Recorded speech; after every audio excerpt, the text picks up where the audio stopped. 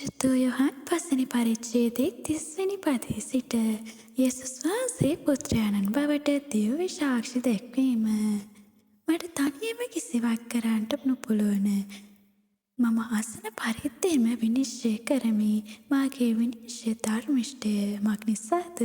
මාගේම කැමැත්ත නොව මා ඒ උත්තැනන් වහන්සේගේ කැමැත්ත සොයමි. මම මා ගැනම සාක්ෂි දෙන්නම්. මාගේ සාක්ෂිය සැබෑ නොවේ. මා ගැන සාක්ෂි දෙන්නේ වෙන කෙනෙක්. උන්වහන්සේ විසින් මා ගැන දෙන සාක්ෂිය සැබෑ බව දනිමි.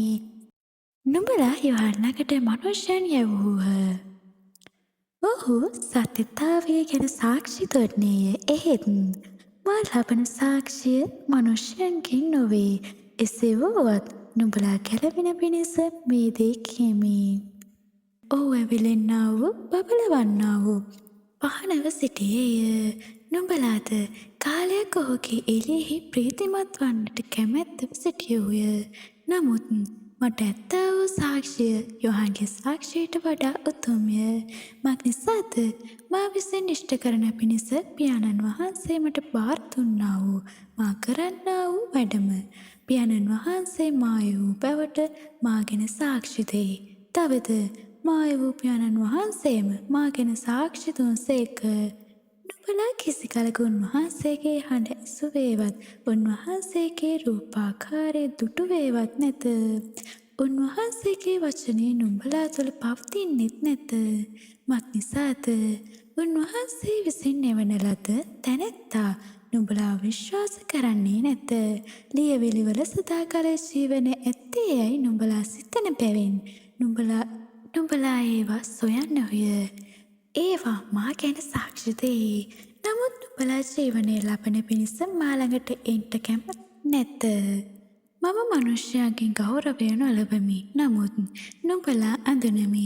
දෙවියන් වහන්සේ කෙරෙහි ප්‍රේමය නුඹලා තුළ නැති බව දනිමි. මම මාගේ පියාණන් වහන්සේගේ නාමයෙන් ඇවිත් සිටිමි. නමුත් නුඹලා මා පිළිගන්නේ නැත. වෙන කෙනෙක් තමාගේම නාමයෙන් එන්නේ නම් නුඹලා ඔහු පිළිගන්නවා ඇත. එකම දෙවියන් වහන්සේ කෙරෙන් පැමිණෙන ගෞරවය නොසොයා එකිනෙකාගේ ගෞරවය ලබන්නා වූ නුඹලාට විශ්වාස කරන්නට පුළුවන් කොහොමද? පියාණන් වහන්සේ ඉදිරියෙන් මම නුඹලාට වරද තබන්නෙමි නොසිතල්ලා. නුඹලාට වරද තබන කෙනෙක් ඇත. එනම් මෝසෙස්ය. නුඹලාගේ බලාපොරොත්තුව තබා තිබෙන්නේ ඔහු කෙරෙහිය. මක් නිසාද? නුඹලා මෝසෙස් විශ්වාස කරනවා නම් මාත් විශ්වාස කරනවා ඇත. කුමක් හේයින්ද? ඔහු මා ගැන ලිව්වේය. නමුත් නුඹලා ඔහුගේ ලියවිලි විශ්වාස නොකරනවා නම් මාගේ වචනය විශ්වාස කරන්නේ කොහොමදැයි කීසේක.